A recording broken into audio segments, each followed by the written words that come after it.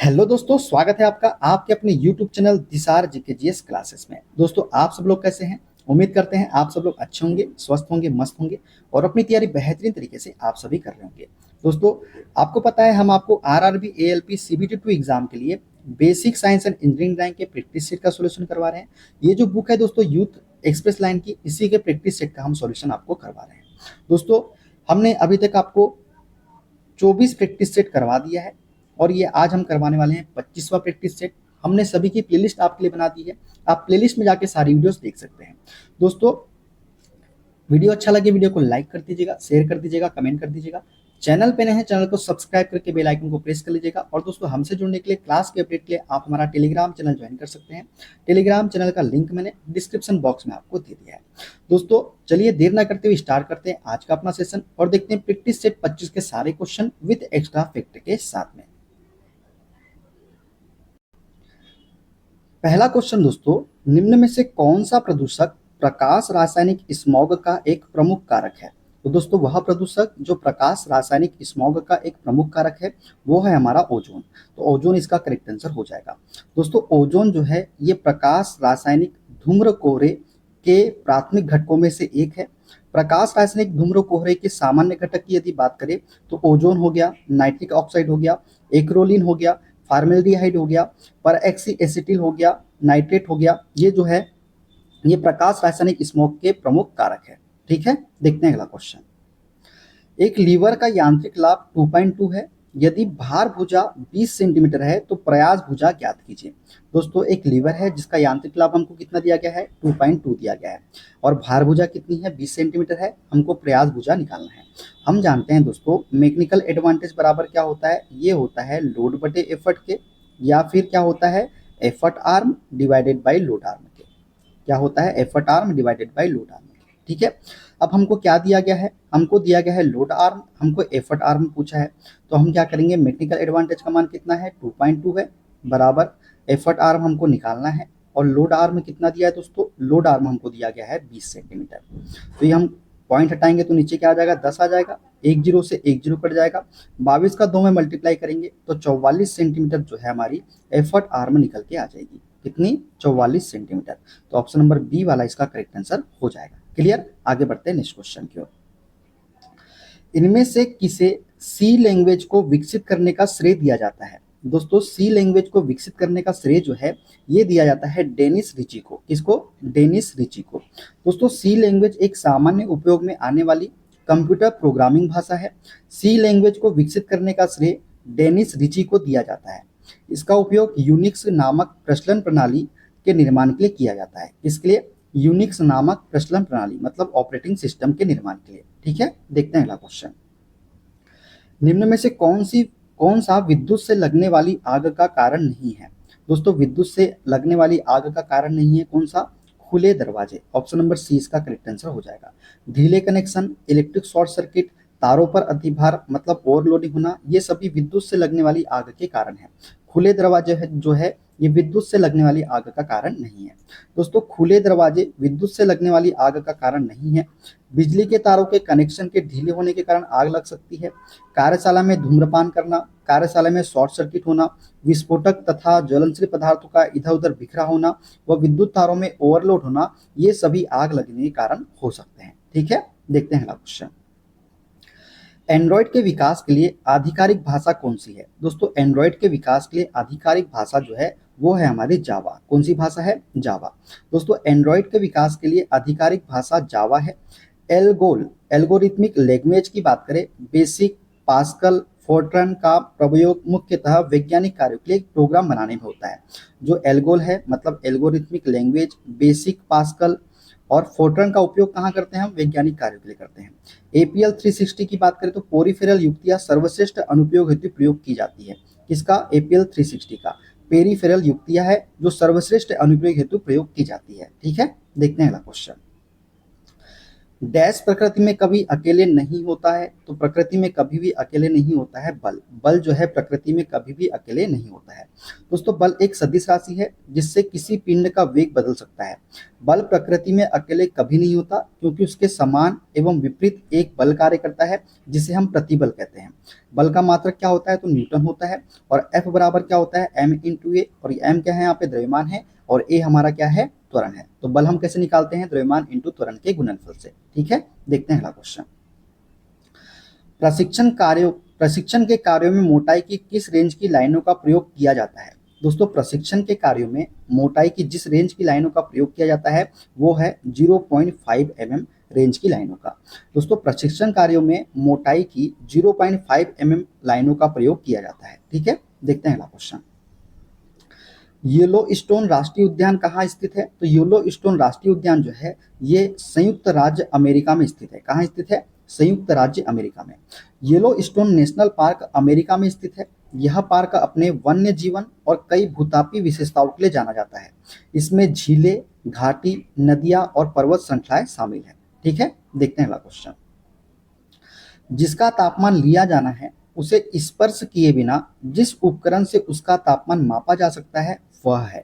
दोस्तों जिसका तापमान लिया जाना है उसे स्पर्श किए बिना जिस उपकरण से उसका तापमान मापा जा सकता है उसे हम बोलते हैं विकिरण या फिर अवरक्त पायरोमीटर। क्या बोलते हैं, विकिरण या फिर अवरक्त पायरोमीटर।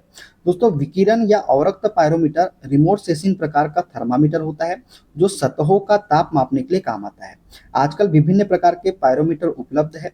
यह दूर से ही किसी गर्म सतह से उत्सर्जित ऊष्मीय विकिरण के स्पेक्ट्रम से सतह का ताप ज्ञात कर लेता है। ठीक है, देखते हैं अगला क्वेश्चन। खड़े पानी की ऊपरी सतह के समानांतर खींची गई रेखा कहलाती है। दोस्तों खड़े पानी की ऊपरी सतह के समानांतर खींची गई रेखा जो है ये कहलाती है हॉरिजॉन्टल लाइन। क्या कहलाती है, हॉरिजॉन्टल लाइन कहलाती है। खड़े पानी की ऊपरी सतह के समानांतर खींची गई हॉरिजॉन्टल लाइन जो है हॉरिजॉन्टल लाइन कहलाती है। ठीक है, देखते हैं अगला क्वेश्चन। खतरनाक विद्युत प्रवाह के द्वारा होने वाली दुर्घटनाओं और बिजली के झटकों से होने वाली हानियों को रोकने के लिए विद्युत धारा के इस प्रवाह को वैकल्पिक मार्ग प्रदान करने के लिए मुख्य आवश्यकता होती है। दोस्तों खतरनाक विद्युत प्रवाह के द्वारा होने वाली दुर्घटनाओं और बिजली के झटकों से होने वाली हानियों को रोकने के लिए विद्युत धारा के जिस प्रवाह के वैकल्पिक मार्ग प्रदान करने के लिए मुख्य आवश्यकता होती है वो है हमारा अर्थिंग। क्या है, अर्थिंग। तो अर्थिंग इसका करेक्ट आंसर हो जाएगा। दोस्तों खतरनाक विद्युत प्रवाह के द्वारा होने वाली दुर्घटनाओं और बिजली के झटकों से होने वाली हानियों को रोकने के लिए विद्युत धारा के इस प्रवाह को वैकल्पिक मार्ग प्रदान करने के लिए मुख्यतः अर्थिंग की आवश्यकता होती है। किसकी, अर्थिंग की। ठीक है, देखते हैं अगला क्वेश्चन। एक रेफरेंस लाइन पर खड़ी लंब रेखा कहलाती है। दोस्तों एक रेफरेंस लाइन है उस पर खड़ी लंब रेखा जो है ये कहलाती है हमारी वर्टिकल लाइन। क्या कहलाती है, वर्टिकल लाइन कहलाती है एक रेफरेंस लाइन पर खड़ी लंब रेखा। दोस्तों एक रेफरेंस लाइन पर खड़ी लंब रेखा वर्टिकल लाइन कहलाती है। ठीक है, देखते हैं अगला क्वेश्चन। एक ऊष्मागति प्रणाली में ऊष्मा संतुलन तब प्राप्त किया जाता है जब दो पिंड डैश पहुंचते हैं। दोस्तों एक ऊष्मागति प्रणाली में ऊष्मा संतुलन तब प्राप्त किया जाता है जब दो पिंड जो है समान तापमान पर पहुंचते हैं। कब, कहाँ पहुंचते हैं, समान तापमान पर। दोस्तों यदि दो पिंड एक साथ संपर्क में रखे गए हैं तो वे तब तक ऊष्मीय संतुलन में नहीं हो सकते जब तक कि उनका तापमान बराबर ना हो जाए। ठीक है, दोस्तों पिंड की साइज पर ऊष्मीय संतुलन निर्भर नहीं करता, केवल तापमान पर निर्भर करता है। गतिकी का शून्यवा नियम यही बताता है। ऊष्मागतिकी का शून्य नियम तापमान को परिभाषित करता है। ठीक है, तो ऊष्मागतिकी का शून्यवा नियम किसको परिभाषित करता है, तापमान को परिभाषित करता है। तो ये भी आपको याद रखना है। ठीक है ना, देखते हैं अगला क्वेश्चन। वह कोण जो सममितीय रेखाएं एक दूसरे के साथ बनाती है, तो वह कोण जो सममितीय रेखाएं एक दूसरे के साथ बनाती है वो है 120 डिग्री का कोण। कितने डिग्री का कोण, 120 डिग्री का कोण। सममितीय रेखाएं 36 से 30 डिग्री पर झुकी होती है तथा आपस में ये रेखाएं 120 डिग्री का कोण बनाती है। ठीक है, देखते हैं अगला क्वेश्चन। ट्रोजन एक डैश प्रकार है। दोस्तों ट्रोजन एक किसका प्रकार है, तो ट्रोजन जो है ये मालवेयर का एक प्रकार है। किसका, मालवेयर का। दोस्तों ट्रोजन हार्स या ट्रोजन एक प्रकार का मालवेयर है जिसका प्रयोग एक हैकर किसी पासवर्ड को तोड़ने के लिए करता है या हैक करने के लिए करता है। यह हार्ड डिस्क के सारे डेटा और प्रोग्राम को मिटा देता है। इसी की मदद से हैकर कंप्यूटर का नियंत्रण सुदूर बैठे दूसरे कंप्यूटर से कर सकता है। ठीक है, देखते हैं अगला क्वेश्चन। घनत्व निम्न में से किसका अनुपात होता है? दोस्तों हम जानते हैं घनत्व बराबर क्या होता है, ये होता है द्रव्यमान बटे आयतन के। तो घनत्व बराबर क्या होगा, द्रव्यमान बटे आयतन। ठीक है, देखते हैं अगला क्वेश्चन। निम्न में से किसका घनत्व जल के घनत्व से अधिक होता है? तो दोस्तों लोहे की कील का घनत्व जो है ये जल के घनत्व से अधिक होता है। दोस्तों लोहे की कील का घनत्व जल के घनत्व से अधिक होता है, इसलिए वह जल में डूब जाएगा, जबकि अन्य तीनों विकल्प में दिए गए पदार्थों का घनत्व जल के घनत्व से कम होने के कारण ये तीनों तैरते रहेंगे। जैसे कॉर्क हो गया, बर्फ हो गया, थर्माकोल हो गया, इनका घनत्व जो होता है ये जल के घनत्व से क्या होता है, कम होता है, इसलिए ये पानी में तैरते हैं। ठीक है, देखते हैं अगला क्वेश्चन। लॉगिन नाम और पासवर्ड का सत्यापन किस लिए किया जाता है? दोस्तों लॉगिन नाम और पासवर्ड का सत्यापन जो है ये किस लिए करते हैं? तो ये करते हैं उपयोगकर्ता के प्रमाण हेतु। किसके लिए? उपयोगकर्ता के प्रमाण हेतु लॉगिन नाम और पासवर्ड का सत्यापन किया जाता है। दोस्तों लॉगिन नाम और पासवर्ड का सत्यापन उपयोगकर्ता के प्रमाण हेतु किया जाता है। लॉगिन नाम और पासवर्ड से किसी उपयोगकर्ता की व्यक्तिगत सुरक्षा सुनिश्चित होती है। ठीक है, देखते हैं अगला क्वेश्चन। एक दीर्घवृत्त के बड़े व्यास का नाम क्या है? तो एक दीर्घवृत्त के बड़े व्यास को हम बोलते हैं क्या? तो बोलते हैं मेजर एक्सिस। क्या बोलते हैं? मेजर एक्सिस बोलते हैं एक दीर्घवृत्त के बड़े व्यास को। दोस्तों दीर्घवृत्त के बड़े व्यास को दीर्घ अक्ष कहते हैं तथा छोटे व्यास को लघु अक्ष मतलब माइनर एक्सिस कहते हैं। दीर्घ अक्ष दीर्घवृत्तों के शीर्षों के बीच वह अधिकतम दूरी जो नियता पर समकोण तथा दीर्घवृत्त के केंद्र से होकर गुजरती है, यही क्या है, दीर्घ अक्ष है। और लघु अक्ष की बात करें तो नियता के समांतर वह अधिकतम दूरी जो दीर्घ अक्ष को केंद्र से समकोण पर काटती है, ये क्या कहलाती है हमारी? ये कहलाती है लघु अक्ष। ठीक है, देखते हैं अगला क्वेश्चन। जूल के तापन प्रभाव के कारण उत्पन्न ऊष्मा H डैश के अनुक्रमानुपाती होती है। दोस्तों हम जानते हैं H जो होती है ये बराबर क्या होता है, आई स्क्वायर आर टी के। क्या होता है, आई स्क्वायर आर टी के। जो ऊष्मा होती है ये धारा के वर्ग के अनुक्रमानुपाती, प्रतिरोध के अनुक्रमानुपाती और तापमान के भी अनुक्रमानुपाती होती है। तो जो H जो होगा धारा के घन के होता है क्या? नहीं, धारा के वर्ग के होता है। धारा के घनमूल के होता है क्या? नहीं, धारा के वर्गमूल के होता है। तो धारा के वर्ग क्या होगी, अनुक्रमानुपाती होती है। तो ऑप्शन नंबर डी वाला इसका करेक्ट आंसर हो जाएगा। ठीक है, देखते हैं अगला क्वेश्चन। एक विद्युत परिपथ में जिसमें 5 लैंप श्रेणी क्रम में संयोजित है, यदि शक्ति, वोल्टेज, धारा और प्रतिरोध को क्रमशः पी, वी, आई और आर द्वारा दर्शाया जाता है तो निम्न में से कौन सा संबंध सत्य है? हम जानते हैं दोस्तों P बराबर क्या होता है? P बराबर होता है V इंटू आई के। हमको पता है ना। और हम एक चीज जानते हैं V बराबर क्या होता है दोस्तों, आई आर के भी तो होता है कि नहीं होता है, ओम के नियम से। तो हम V की जगह पे आई आर रख सकते हैं क्या? तो P बराबर क्या हो जाएगा, आई आर इंटू आई। होगा कि नहीं होगा? अब आई कितना है, 2, तो आई स्क्वायर आर होगा कि नहीं होगा? P बराबर I square R. I square R होगा कि नहीं? बिल्कुल। तो आई स्क्वायर आर होगा, तो ऑप्शन नंबर डी वाला इसका करेक्ट आंसर हो जाएगा। क्लियर, आगे बढ़ते हैं नेक्स्ट क्वेश्चन की ओर।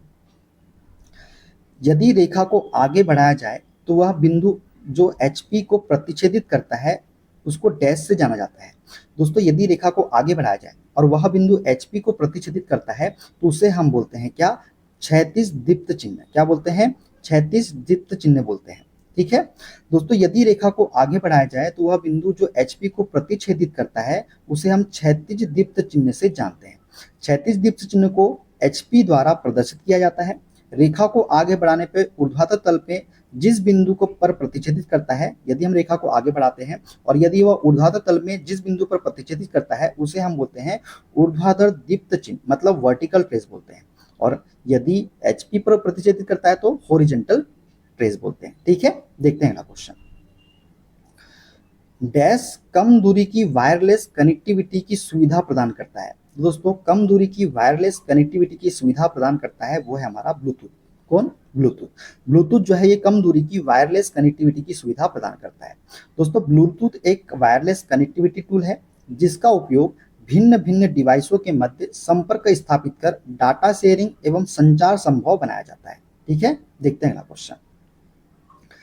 एनकोडिंग के संबंध में असंगत का पता लगाएं। दोस्तों एनकोडिंग के संबंध में जो असंगत है वो है ऑप्शन नंबर बी, कोडित डेटा का पुनः रूपांतरण। ये जो है असंगत है। दोस्तों एनकोडिंग संचार प्रणाली की एक ऐसी प्रक्रिया है जिसमें डेटा को एक ऐसे फॉर्मेट में बदल दिया जाता है जिसे किसी दूसरे कंप्यूटर द्वारा डिकोड कर उपयोग में लाया जाता है। एनकोडिंग के प्रक्रियाओं में डेटा का फॉर्मेट वही होना चाहिए जो दूसरा कंप्यूटर समझता हो। कोडित फॉर्मेट में वर्णों को एक क्रम में रखा जाता है, जिससे प्रोग्राम संकलन एवं निष्पादन में क्या मिलती है, मदद मिलती है। ठीक है, क्लियर, आगे बढ़ते हैं। लंबकोणीय प्रक्षेप है दोस्तों, लंबकोणीय प्रक्षेप जो है ये एक 2D प्रक्षेप है। कौन सा प्रक्षेप है, 2D प्रक्षेप है। दोस्तों लंबकोणीय प्रक्षेप एक 2D प्रक्षेप है, क्योंकि इसमें वस्तु की प्रत्येक दृश्य में एक साथ केवल 2 विमा ही दर्शाई जाती है। ठीक है ना, देखते हैं अगला क्वेश्चन। वृत्त की परिधि में ही बना दूसरा वृत्त जिसका केंद्र बिंदु अलग हो, डैश बिंदु वृत्त कहलाता है। दोस्तों वृत्त की परिधि में ही बना दूसरा वृत्त जिसका केंद्र बिंदु अलग हो, तो वो कहलाता है हमारा कौन सा, विषम केंद्र। क्या कहलाता है, विषम केंद्र बिंदु वृत्त कहलाता है। दोस्तों किसी वृत्त की परिधि के अंदर कोई दूसरा वृत्त हो लेकिन उसका केंद्र बिंदु उस वृत्त से अलग हो, तो उसे विषम केंद्र बिंदु वृत्त कहते हैं। ठीक है ना, देखते हैं अगला क्वेश्चन। निम्न में से क्या आर्किमिडीज के सिद्धांत पर आधारित नहीं है। तो दोस्तों आर्किमिडीज के सिद्धांत पर कौन सा आधारित नहीं है, तो ओडोमीटर जो है ये आर्किमिडीज के सिद्धांत पर आधारित नहीं है। हाइड्रोमीटर की बात करें, पनडुब्बी की बात करें, इलेक्ट्रोमीटर की बात करें, ये सभी आर्किमिडीज के सिद्धांत पर आधारित है। दोस्तों ओडोमीटर जो है ये आर्किमिडीज के सिद्धांत पर आधारित नहीं है, शेष सभी आर्किमिडीज के सिद्धांत पर आधारित है। आर्किमिडीज सिद्धांत के अनुसार किसी तरल माध्यम में किसी वस्तु पर लगने वाला उत्प्लावन बल उस वस्तु द्वारा विस्थापित तरल के भार के बराबर होता है। यही क्या है, आर्किमिडीज का सिद्धांत है। ठीक है, देखते हैं अगला क्वेश्चन। यदि कोई वस्तु तैरती है तो वस्तु पर जल द्वारा लगाए जाने वाले उत्क्षेप बल डैश होगा। दोस्तों यदि कोई वस्तु तैरती है तो वस्तु पर जल द्वारा लगाया जाने वाला उत्क्षेप बल जो होगा ना, वो क्या होगा, वस्तु के भार के बराबर होगा। क्या होगा, वस्तु के भार के बराबर। दोस्तों द्रव का वह गुण जिसके कारण वह उस द्रव में आंशिक या पूर्ण रूप से डूबी किसी वस्तु पर ऊपर की ओर एक बल लगाता है, उसे उत्क्षेप या उत्प्लावन बल हम कहते हैं। यह बल वस्तु द्वारा हटाए गए द्रव के गुरुत्व केंद्र पर कार्य करता है, जिसे उत्प्लावक केंद्र हम कहते हैं। यदि कोई वस्तु किसी द्रव में तैरती है तो वस्तु पर द्रव या जल के द्वारा लगाया जाने वाला उत्क्षेप बल उस वस्तु के भार के बराबर होता है। इस सिद्धांत का प्रतिपादन किसने किया था, तो आर्किमिडीज ने किया था। ठीक है, देखते हैं अगला क्वेश्चन। बाइंडिंग प्रक्रिया द्वारा कागज के अनुपयोगी बनाए गए भाग की क्षतिपूर्ति करने के लिए पेज लेआउट में प्रदान किए गए अतिरिक्त मार्जिन को क्या कहा जाता है। दोस्तों बाइंडिंग प्रक्रिया द्वारा कागज के अनुपयोगी बनाए गए भाग की क्षतिपूर्ति करने के लिए पेज लेआउट में प्रदान किए गए अतिरिक्त मार्जिन को हम बोलते हैं क्या, तो गटर मार्जिन बोलते हैं। क्या बोलते हैं, गटर मार्जिन। दोस्तों बाइंडिंग के लिए छोड़ी गई जगह गटर मार्जिन होती है। यह एक टाइपोग्राफिकल शब्द है जिसे पेपर के अनुपयोगी भाग को उपयोग में लाने के लिए पेज लेआउट में अतिरिक्त मार्जिन छोड़ने के लिए प्रयोग किया जाता है। ठीक है, देखते हैं अगला क्वेश्चन। दो प्रतिरोध जिसको ए जो कि 10 ओम का है और एक बी है जो 15 ओम का समांतर क्रम में संयोजित है। इस संयोजन को 3 वोल्ट की बैटरी से संयोजित किया गया है। परिपथ में प्रभावित होने वाली धारा होगी, हमको क्या बताना है, धारा बताना है। दो प्रतिरोध है दोस्तों, एक ए है एक बी है, जिसमें ए का मान कितना है 10 ओम है और बी का मान कितना है 15 ओम है। और कैसे संयोजित है, तो समांतर क्रम में संयोजित है। तो तुल्य प्रतिरोध हम यहाँ से निकाल लेते हैं। तो तुल्य प्रतिरोध क्या हो जाएगा, R1 plus R2, R1 into R2 divided by R1 plus R2, क्योंकि समांतर में है और दो ही प्रतिरोध है तो हम इसका उपयोग कर लेंगे। तो R1 कितना है 10, तो 10 इंटू 15 बटे 10 प्लस 15 कितना हो जाएगा, 25 हो जाएगा। 5 से काट देते हैं, 55 25, 5 दिया 15, 5 से फिर काट देते हैं, 5 दूनी 10। तो तुल्य प्रतिरोध कितना निकल के आ गया, 6 ओम निकल के आ गया। हमको वोल्टेज कितना दिया गया है, 3 वोल्ट दिया गया है। हमको क्या पूछा है, धारा। हम जानते हैं धारा I बराबर क्या होता है, धारा I बराबर होता है V अपॉन R के। होता है कि नहीं होता है। V का मान कितना है, 3 है। R का मान कितना निकाले हमने, 6 निकाले। तो 3 से काट देंगे 2 बार में, तो 1/2 का मतलब क्या होता है, 0.5 एम्पियर की धारा प्रवाहित होगी। कितनी, 0.5 एम्पियर की। तो 0.5 एम्पियर कौन सा है, ऑप्शन नंबर डी वाला इसका करेक्ट आंसर हो जाएगा। कौन सा हो जाएगा, ऑप्शन नंबर डी वाला। ठीक है, क्लियर, आगे बढ़ते हैं नेक्स्ट क्वेश्चन की ओर। एक इलेक्ट्रिक हीटर को 250 वोल्ट के स्रोत से संयोजित किए जाने पर इसके द्वारा उपभोग की जाने वाली विद्युत शक्ति 500 वाट प्रति इकाई समय है। हीटर द्वारा प्रति इकाई समय में कर्षित धारा कितनी होगी। हमसे क्या पूछा है, धारा का मान पूछा है। और हम जानते हैं शक्ति P बराबर क्या होता है, एक फॉर्मूला V इंटू आई होता है जब हमको वोल्टेज का मान दिया गया हो और शक्ति का मान दिया गया हो। हमसे हमें निकालना क्या है, धारा निकालना है। तो धारा I बराबर क्या हो जाएगा, ये हो जाएगा P अपॉन में V के हो जाएगा। क्या हो जाएगा, P अपॉन में V के। P कितना है दोस्तों हमारा 500 वाट है और वोल्टेज कितना है दोस्तों 250 वोल्ट। 250 से कितने बार जाएगा, 2 बार में जाएगा। 2 एम्पियर धारा आकर्षित करेगा। ऑप्शन नंबर सी वाला इसका करेक्ट आंसर हो जाएगा। क्लियर, आगे बढ़ते हैं नेक्स्ट क्वेश्चन की ओर। आप पूर्व में खोले गए प्रोग्राम पर जाने के लिए निम्न में से किस कीबोर्ड शॉर्टकट का उपयोग करेंगे। दोस्तों आपने कोई प्रोग्राम खोला है, अब उससे आप दूसरे प्रोग्राम में आ गए, अब पूर्व में खोले गए प्रोग्राम पर आपको जाना है, तो हम किसका उपयोग करेंगे, तो हम करेंगे alter plus shift plus tab का प्रयोग। किसका, alter plus shift plus tab का प्रयोग करेंगे। दोस्तों कीबोर्ड शॉर्टकट के प्रयोग की बात करें तो alter plus shift plus tab का प्रयोग ओपन एप्लीकेशन को बैकवर्ड स्विच करने के लिए किया जाता है। अल्टर प्लस टैब का उपयोग ओपन किए गए प्रोग्राम के बीच स्विच करने के लिए करते हैं। कंट्रोल प्लस होम का प्रयोग डॉक्यूमेंट पर जाने के लिए करते हैं। कंट्रोल प्लस एन का प्रयोग नया डॉक्यूमेंट बनाने के लिए करते हैं। ठीक है, देखते हैं अगला क्वेश्चन। मानव शरीर में सामान्य लीवर वर्ग कौन सा है। तो दोस्तों मानव शरीर में सामान्य लीवर वर्ग है वो है ऑप्शन नंबर सी तृतीय। तो तृतीय इसका करेक्ट आंसर हो जाएगा। ठीक है, देखते हैं अगला क्वेश्चन। रिवेट के व्यास डी तथा मोटाई टी में संबंध है। दोस्तों रिवेट के व्यास डी तथा मोटाई टी में क्या संबंध होता है, तो ये होता है डी बराबर 6√t के। क्या होता है, डी बराबर 6√t के होता है। दोस्तों यदि रिवेट का व्यास डी और प्लेट की मोटाई टी है तो डी बराबर होता है 6√t। डी और टी mm में है। अनुशंसित रिवेट व्यास की बात करें तो 12, 14, 16, 18, 20, 22, 24, 27, 30, 33, 36, 39, 42, 48 mm।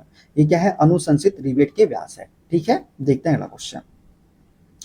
अगर किसी चालक का प्रतिरोध आधा कर दिया जाए तो इसका ऊष्मीय प्रभाव डैश हो जाएगा। दोस्तों हम जानते हैं ऊष्मा H बराबर क्या होता है, H बराबर होता है I² RT के, और ऊष्मा H क्या होती है, अनुक्रमानुपाती होती है R की। अब बोला है चालक का प्रतिरोध आधा कर दिया जाए, मतलब H बर अनुक्रमानुपाती प्रतिरोध हमने कर दिया आधा।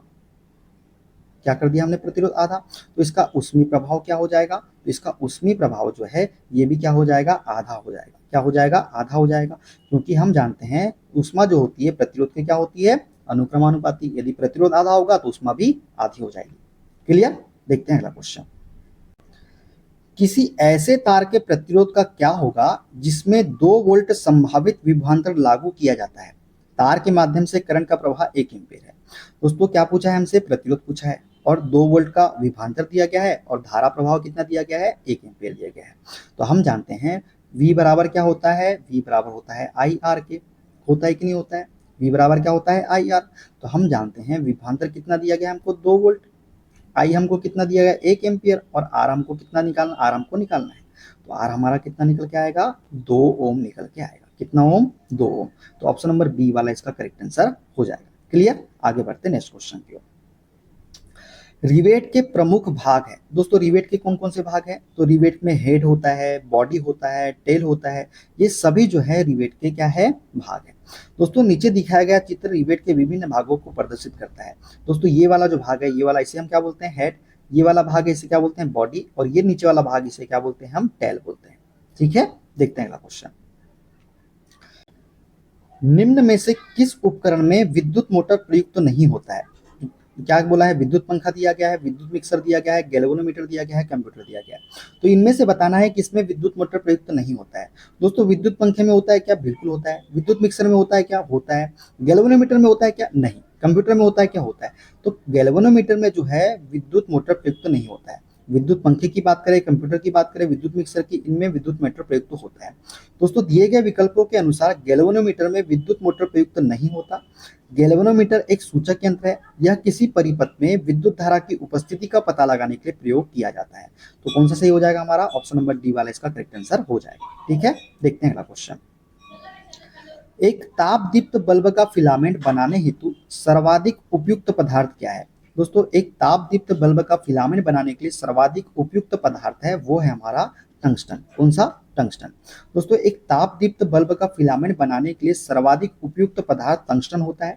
टंगस्टन एक मिश्र धातु है जिसका गलनांक बहुत अधिक होता है तथा प्रतिरोधकता भी कैसी होती है, अधिक होती है, जिससे यह उच्च ताप और प्रकाश उत्पन्न करता है और आसानी से पिघलता नहीं है। ठीक है, देखते हैं अगला क्वेश्चन।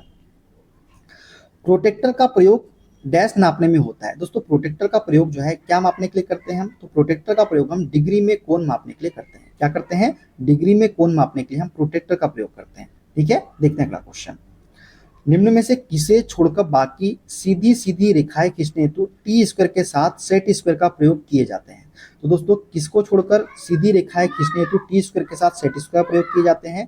तो क्षैतिज रेखाओं के छोड़कर, किसको? क्षैतिज रेखाओं को छोड़कर बाकी सीधी सीधी रेखाएं खींचने हेतु टी स्क्वायर के साथ सेट स्क्वायर प्रयोग किए जाते हैं। दोस्तों खड़ी रेखाएं, आनत रेखाएं तथा लंबवत रेखाएं खींचने के लिए टी स्क्वायर के साथ सेट स्क्वायर का प्रयोग किया जाता है, जबकि टी स्क्वायर से क्षैतिज रेखाएं खींचने के लिए सेट स्क्वायर की आवश्यकता नहीं होती है। ठीक है, देखते हैं अगला क्वेश्चन। बल की परिभाषा को किसके आधार पर व्याख्यायित किया जा सकता है? दोस्तों बल की परिभाषा को किसके आधार पर व्याख्यायित किया जा सकता है? तो न्यूटन के गति के पहले नियम के आधार पर व्याख्यायित किया जा सकता है। दोस्तों कोई वस्तु विराम की अवस्था में है तो वह विराम की अवस्था में ही रहेगी, और यदि वह एक समान गति से किसी सीधी रेखा में चल रही है तो वैसे ही चलती रहेगी जब तक कि उस पर कोई बाहरी बल लगाकर उसकी अवस्था में परिवर्तन न किया जाए। अर्थात सभी वस्तुएं अपनी प्रारंभिक अवस्था को बनाए रखना चाहती है, इसलिए न्यूटन के प्रथम नियम को जड़त्व का नियम भी कहा जाता है। ठीक है, देखते हैं अगला क्वेश्चन। बल की परिभाषा को किसके आधार पर व्याख्यायित किया जा सकता है? तो ये तो हमने बता दिया आपको, तो ऑप्शन नंबर क्या हो जाएगा? ऑप्शन नंबर क्या हो जाएगा? बी वाला करेक्ट आंसर हो जाएगा। ठीक है, देखते हैं अगला क्वेश्चन। हटीले कार्बनिक प्रदूषकों का परिवहन ज्यादातर डैश द्वारा किया जाता है? तो दोस्तों हटीले कार्बनिक प्रदूषकों का परिवहन ज्यादातर जो है ये किया जाता है हवा और पानी के द्वारा। किसके द्वारा? हवा और पानी के द्वारा। दोस्तों दृढ़ कार्बनिक प्रदूषकों का परिवहन ज्यादातर हवा एवं पानी के द्वारा किया जाता है। वायु प्रदूषण की वृद्धि में मानव की महत्वपूर्ण भूमिका है, जिससे अन्य जीव जंतुओं को या पर्यावरण को नुकसान पहुंचता है। ठीक है, देखते हैं अगला क्वेश्चन। न्यूटन के गति के प्रथम नियम का अन्य नाम क्या है? तो दोस्तों न्यूटन के गति के प्रथम नियम को क्या बोलते हैं? जड़त्व का नियम भी हम बोलते हैं। दोस्तों न्यूटन के गति के प्रथम नियम को जड़त्व का नियम भी हम कहते हैं। न्यूटन के गति के विषयक 3 नियम है। एक है प्रथम नियम जिसे हम जड़त्व का नियम बोलते हैं, एक है द्वितीय नियम जिसे संवेग का नियम बोलते हैं, एक है तृतीय नियम जिसे क्रिया प्रतिक्रिया का नियम हम बोलते हैं। ठीक है, देखते हैं अगला क्वेश्चन। ऑटोमोबाइल एग्जॉस्ट में समाविष्ट महत्वपूर्ण प्रदूषक तत्व डैश है? दोस्तों ऑटोमोबाइल एग्जॉस्ट में समाविष्ट महत्वपूर्ण प्रदूषक तत्व है वो है लेड। कौन है? लेड है। दोस्तों ऑटोमोबाइल एग्जॉस्ट में समाविष्ट महत्वपूर्ण प्रदूषक तत्व लेड है। मोटर कार और औद्योगिक गतिविधियों के फलस्वरूप उत्सर्जित सीसा धूल कण के रूप में वायुमंडल में उपस्थित होता है, जो मस्तिष्क संबंधी बीमारियां तथा गुर्दे व अन्य अंगों को नुकसान पहुंचाता है। ठीक है, देखते हैं अगला क्वेश्चन। यदि विद्युत प्रवाह Q और समय t दिया गया हो तो विद्युत धारा ज्ञात करने का सूत्र क्या है? दोस्तों यदि विद्युत प्रभार जो है Q है और समय t दिया गया है तो हम जानते हैं Q बराबर क्या होता है? I इंटू टी के होता है। क्या होता है? I into T. और यदि हम निकाले t बराबर I बराबर, तो I बराबर क्या हो जाएगा? Q अपॉन में t हो जाएगा। तो Q अपॉन में t ऑप्शन नंबर ए इसका करेक्ट आंसर हो जाएगा। ठीक है, देखते हैं अगला क्वेश्चन। विद्युत धारा का सूत्र I बराबर डैश बटे समय होता है, तो क्या होता है? आवेश बटे समय होता है विद्युत धारा का सूत्र I बराबर। ठीक है, देखते हैं अगला क्वेश्चन। अभी हाल ही में भारत सरकार द्वारा प्रदूषण के अंतर्गत कौन सा कानून पास किया गया है? तो दोस्तों हाल ही में भारत सरकार द्वारा प्रदूषण के अंतर्गत जो है BS4 कानून पास किया गया है। कौन सा? BS4 कानून। ठीक है, अब तो BS6 आ गया है दोस्तों, ये तो पुराना क्वेश्चन इसलिए BS4 दिया, BS6 आ गया है। तो ठीक है, देखते हैं अगला क्वेश्चन।